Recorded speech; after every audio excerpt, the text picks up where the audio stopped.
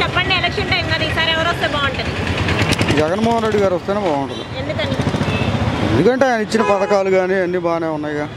బాగానే ఉంది అంటే ఆ పథకాల వల్ల ఉపయోగం లేదంటున్నారు కదా? ఎవరు ఏదో 100 రకాలు చెప్పుకుంటారు. ఉపయోగపడుతున్నాయా అని? ఉపయోగపడతాయి కదా. ఇప్పుడు మాకు 10,000 ఇస్తున్నారు, ఉపయోగపడుతున్నాయిగా మాకు. ఆటో డ్రైవరా? ఓకే. అంటే ఇచ్చి తీసుకుంటున్నారు, ఈ చేత్తో ఇచ్చి చేత్తో ఏమి ఇచ్చారు మాకు ఇంతవరకు? జగన్మోహన్ రెడ్డి గవర్నమెంట్ వచ్చిన తర్వాత ఇంతవరకు కేసు కూడా రాయాలా వాస్తవంగా. ఆయన 10,000 ఇస్తున్నాడు, దానికి కాగితాలు తెచ్చుకుంటాం, అన్ని తెచ్చుకుంటున్నాం, ఇబ్బంది లేకుండా ఉన్నాయి, ఉపయోగపడుతున్నాయి. పిల్లలకు 15,000 ఇస్తున్నారు, శుభ్రంగా ఫీజులు కట్టుకుంటున్నాం. బాగున్నాయమ్మా.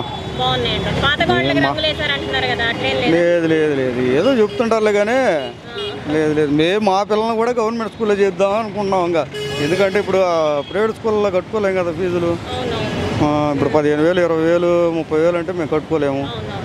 స్కూల్లోనే చేరుద్దామని అనుకుంటున్నాం. మరి ఏదో మాట్లాడుతుంటాం, ఏముండదు ఏముండదమ్మా, ఏముండదు.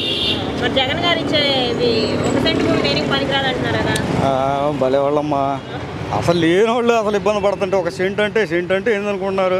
ఇప్పుడు మేము గుంటూరు వచ్చి అద్దెకుంటున్నాం, మాకు సెంట్ అంటే ఏందనుకుంటున్నారు? ఏముండేది 4,500 రేకులిల్లు. మరి ఇప్పుడు మాకు వచ్చిందంటే సరే, ఇప్పుడు కాకపోతే ఇంకో సంవత్సరానికైనా ఏదో పూర్వకంగా ఇల్లు వేసుకుంటాం, ఉపయోగపడుద్ది. మరి ఇంకా ఎందుకు ఇస్తున్నారు ఏంటంటే ఇంక అది ఇచ్చేవాళ్ళు లేనప్పుడు ఇచ్చినట్టు కూడా వద్దంటే అట్ట తప్పది. ఏముండదమ్మా, వాళ్ళు 100 పార్టీలు వచ్చినా ఏముండదు. జగన్ ఖచ్చితంగా ఖచ్చితంగా ఇబ్బంది